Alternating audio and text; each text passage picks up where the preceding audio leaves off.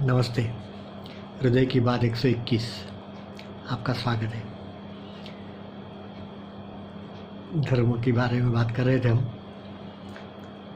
तो धर्म जो है, मैंने अभी के मैं धर्म संप्रदाय की बात कर रहा हूँ, वो सिर्फ प्राथमिक बातें बताते हैं, जैसे नैतिकता, सदाचार, आचार व्यवहार, नीति नियम और ईश्वर के संबंध में कुछ बातें, क्रियाएं, ये सारा सिखाते हैं, जिन्हें हम कर्मकांड कह सकते हैं। धीरे धीरे इन कर्मकांडों का जो मूल उद्देश्य जो है वो भुला दिया गया है और केवल क्रियाएं शेष बची है।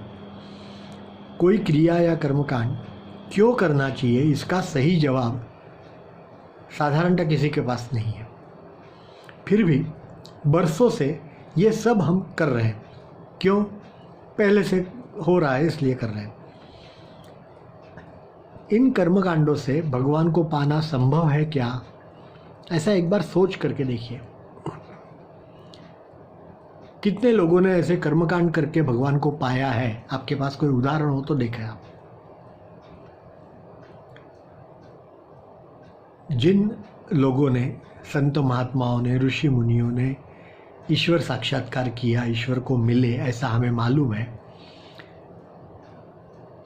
उनके जीवन चरित्र आपने पढ़े तो आपको पता चलेगा कि उनमें से कोई भी कर्मकांडी नहीं था, कोई भी दशग्रंथी ब्राह्मण नहीं था।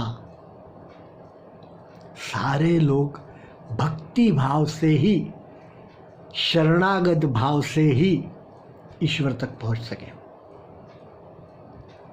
पुराने ज़माने में जो ऋषि मुनि थे, वो ऋषि मुनि क्या करते थे? पूजा अर्चना नहीं कर रहे थे। आप उसमें पढ़ो सभी पुराणों में, वेद शास्त्रों में, उपनिषदों में, तो वो ज्ञान की चर्चा करते थे, ध्यान करते थे। अरे वेदों का अवतरण जो हुआ है वो भी ध्यानावस्था में ही हुआ है, हम सब लोग जानते हैं। इसलिए उसको अपौरुषेय कहते हैं, माने किसी ने वेद लिखे नहीं है। वो ज्ञान जो है वेदों का, वो ऊपर से परम तत्व की ओर से या तो ईश्वर की ओर से उनको ध्यान अवस्था में प्राप्त हुआ है। तो फिर हम इन सारी बातों में क्यों उलझ रहे हैं?